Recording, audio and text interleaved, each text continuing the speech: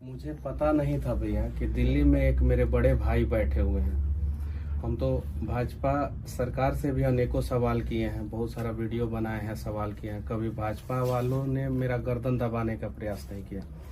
आपने जो किया मैं सदा जीवन भर ऋणी रहूंगा। एक मिठाई मैं अपने हाथ से आपको खिलाना चाहता हूं। आप इतना तकलीफ झेल के आए हैं।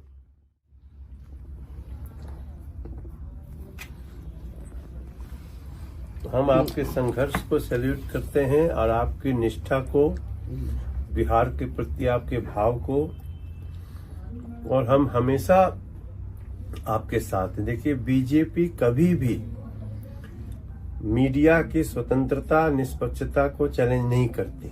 तो मेरा 5000 वीडियो है जिसमें 4000 बीजेपी शासित प्रदेश में घूम घूम के है। यूट्यूब पे सारा साक्ष्य है, प्रमाण है, कोई भी जाके देख सकता है। यूपी में, लेकिन आपकी बातों में दम है, आपकी दलील में दम है, उससे हमको सीखने की आवश्यकता है।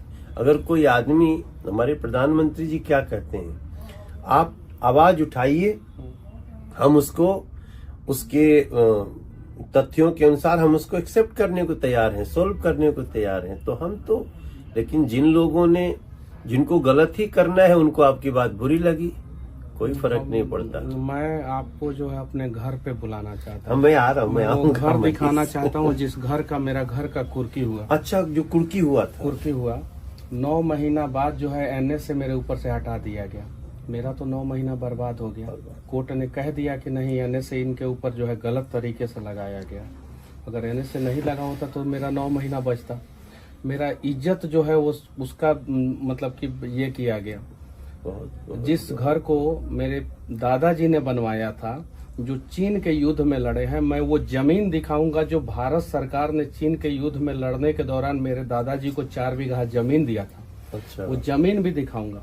मेरे घर से वो जमीन 3 किलोमीटर की दूरी पे है और वो पूरा, मेरा पूरा क्षेत्र जानता है कि रामसागर तिवारी को जो है ये जमीन जो है भारत सरकार 4 बीघा चीन के युद्ध में लड़ने के दौरान दिया था। पूरा क्षेत्र जानता है। दादाजी का नाम था? हाँ, रामसागर तिवारी मेरे दादाजी का नाम अच्छा। था। और उनके द्वारा बनाया हुआ घर का कुर्की हुआ। अगर मैं बनाया होता या मेरे पिताजी बनाए होते उस घर का कुर्की होता। उसकी भी कुर्की हुई? उनके द्वारा बनाया हुआ घर का कुर्की हुआ। कुर्की में जो है मेरा चापाकल उखाड़ा गया, परेशान किया गया। अपराधी का कुर्की होता नहीं है, एक पत्रकार के घर का कुर्की इन लोगों ने कराया। बताइए, अब ये तो आग है दिल में। लोगों का मन यहाँ से भी, हम यहाँ इतना दूर से सुनते थे ना, तो हम तकलीफ में आते थे। हम तो गए आपसे मिलने, जेल में मिलने नहीं दिया गया। कोई नहीं, अब मनीष बाबू आप आगे बढ़िए।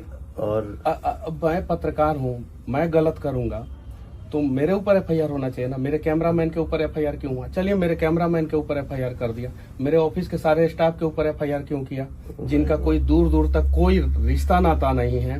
गरीब बच्चों को जो है मैं सिखाता हूँ, आगे बढ़ाता हूँ। मेरे ऑफिस में जितने काम करने वाले बच्चे हैं, दलित के बच्चे हैं, ओबीसी समाज के बच्चे हैं, स्वर्ण के बच्चे हैं, सब गरीब परिवार के बच्चे हैं।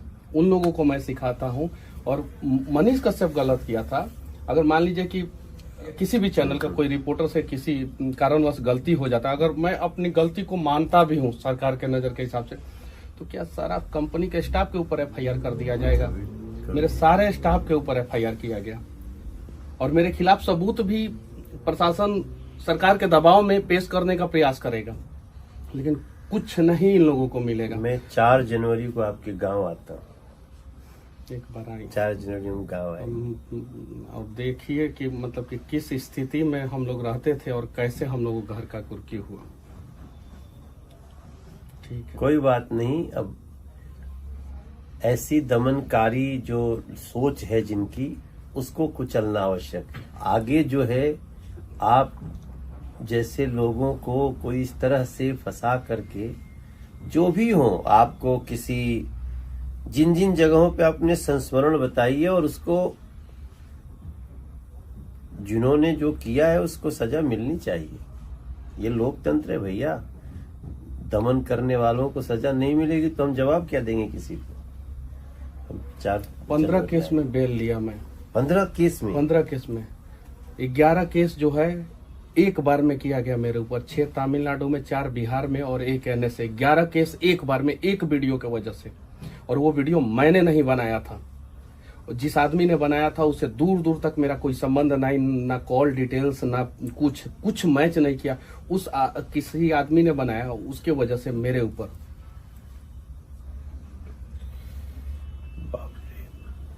नहीं, हम लोग तो, मैं तो थोड़ा सा जब घटनाएं घटती तो मैं सोशल मीडिया भी खंगालता था। देश का युवा, ऐसे सब सच्चे लोग आपके साथ हैं, साथ थे, साथ हैं और साथ रहेंगे। हम आपके गांव आएंगे। चलिए एक बार आएंगे, 4 जनवरी को हम आ रहे हैं आपके यहाँ। गांव आके आपके उस घर को देखेंगे, गांव के लोगों से मिलेंगे।